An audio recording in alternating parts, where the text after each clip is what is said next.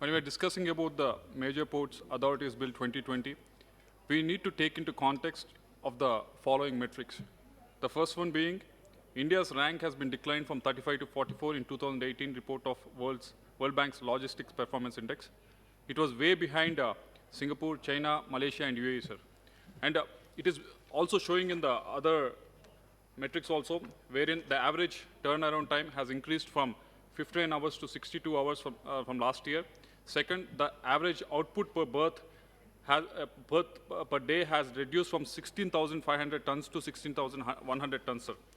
And the second point that we should look at is the budgeted capital outlay on the ports and lighthouses for this year has declined from 75% from the last year, sir, going from 535 crores to 135 crores.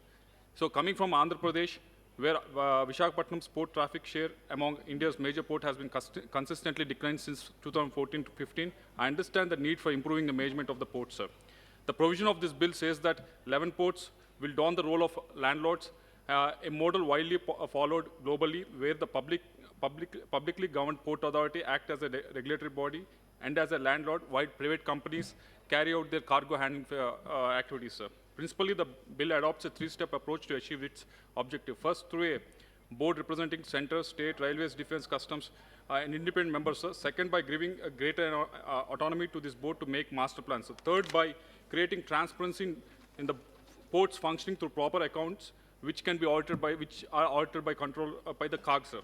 So, but the problem with this, where the problem with this bill is, in the implementation of this bill is, with regards to Section 22, Clause 2, sir, Section 22, Clause 3, and Section 25, and Section 26, Clause 2, sir.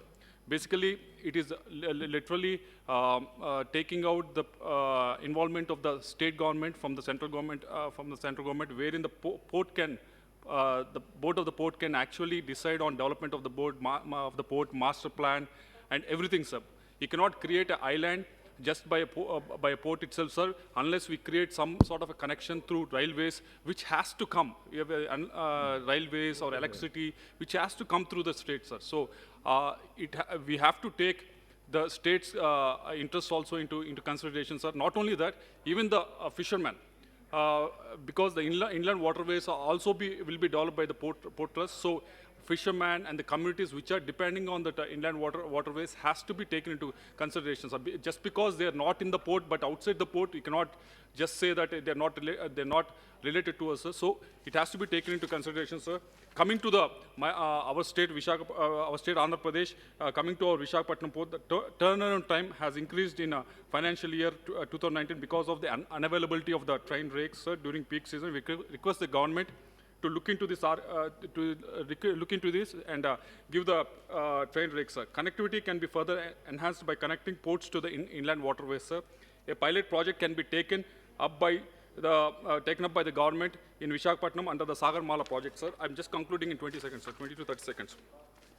Another problem that the Visakhapatnam port faces is that it handles 75% of the India's dangerous chemical cargoes, sir, including ammonium nitrate. Even as we speak, 40,000 tons of ammonium nitrate is waiting to enter into the port, sir, which is 13 times the amount that has exploded in the Beirut, sir. I have already made the request with our MOS Home Minister Kishan Reddy Garu, sir. He's already promised me to look into it, sir.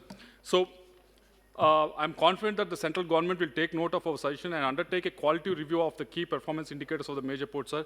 We, as the YSR Congress Party, repeat our support for this bill and hope that reformed management of the ports will also perform the infrastructure and operational efficiency by taking into consideration of the local people and the fishermen communities into this bill, sir. Thank you very much.